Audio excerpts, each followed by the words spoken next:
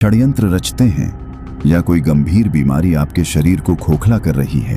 क्या आपके घर में अकारण कलह होती है या अपने ही घर में एक अनजाना बोझ और भारीपन महसूस होता है? अगर हाँ, तो इन सभी समस्याओं का एक ही जवाब है, बजरंग बाण।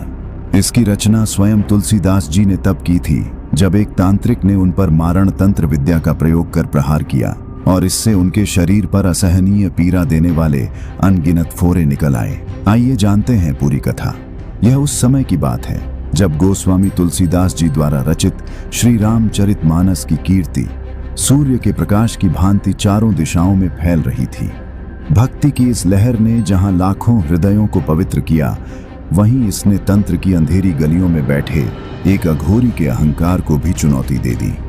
उसका क्रोध अपनी चरम सीमा पर था, क्योंकि लोग अब उसके भय से नहीं बल्कि राम नाम के प्रेम से जुड़ रहे थे। अपनी सत्ता को हिलता देख उस तांत्रिक ने अपनी सबसे घोर साधना की, एक ऐसी साधना जिसका एकमात्र लक्ष्य था तुलसीदास जी के प्राण हरना। उसने अपनी सारी तामसिक शक्तियों को एक मंत्र में पिरोया और उस मारण मंत्र का सीधा प्रहार किया तुलसीदास जी पर। अचानक तुलसीदास जी का शरीर असहनीय ज्वाला से जलने लगा। उनके शरीर पर अनगिनत फोरे निकल आए। उनकी पीड़ा से मानो स्वयं प्रकृति भी कराह उठी हो। सारे वैद्य और उपचार विफल हो गए।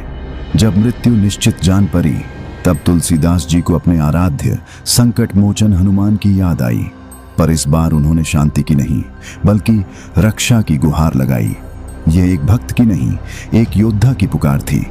अपनी अंतिम शक्ति को समेटकर तुलसीदास जी ने कलम उठाई और हनुमान जी के शौर्य, बल और पराक्रम का आह्वान करते हुए एक स्तुति की रचना आरंभ की। यह कोई साधारण स्तुति नहीं थी। इसके हर शब्द में रक्षा का संकल्प था, हर चौपाई में एक बाण की शक्ति थी। उन्होंने हर शब्द को अपने रक्त और आंसुओं से सींचा था। यही स्तुति आगे चलकर कहलाई बजरंग बाण।